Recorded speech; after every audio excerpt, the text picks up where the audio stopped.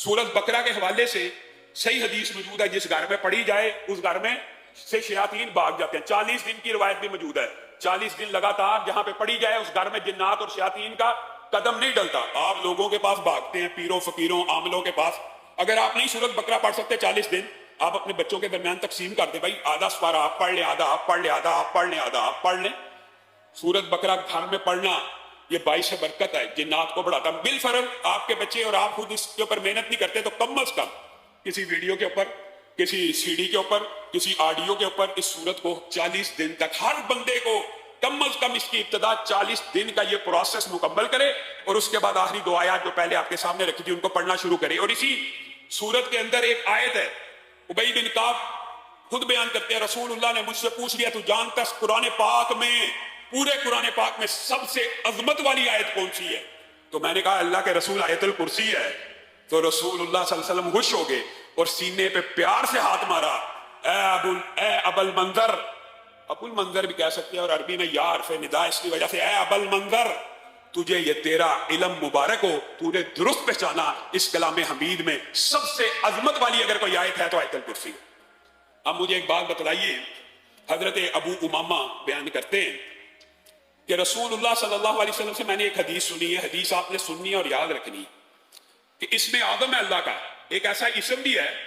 کہ جس سے اللہ کو پکارا جائے تو اللہ تعالیٰ وہ دعا فور قبول کر لیتے ہیں، اسی لمحے میں، اسی وقت میں۔ اور ابو امامہ کہتے ہیں رسول اللہ صلی اللہ علیہ وسلم نے فرمایا وہ اسم اعظم سورت بقرہ میں بھی ہے، سورت آل عمران میں بھی ہے، اور سورت طٰہٰ میں بھی ہے۔ کہا رسول اللہ نے بس مجھے میرے سامنے یہ بات کی تو میں سورت بقرہ کھول کے بیٹھ گیا،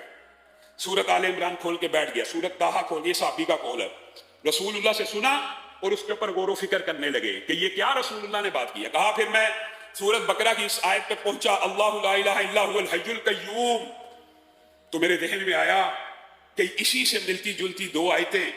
آل عمران میں اور طٰہٰ میں موجود ہے، الف لام میم، اللہ لا الہ الا هو الحی القیوم وَأَنَتِ الْوُجُوهُ لِلْحَيِّ الْقَيُّومِ، یہ تینوں آیتیں کہا مجھے مل گئی اور مجھے پکا یقین ہو گیا، یعنی تینوں آیتوں میں کیا چیز ایک سی ہے۔ اسی وجہ سے محدثین نے، اور میرے جو دانا تھے بہت بڑے شیخ الحدیث تھے آفت محمد گوندلوی رحمہ اللہ، انہوں نے اسم آدم کی دیگر احادیث اور اس حدیث کو مد نظر رکھتے ہوئے ایک وظیفہ لوگوں کو بھی اور ہماری فیملی کو بتایا کرتے تھے، اور وہ کہتے تھے کہ مجھے یقین ہے،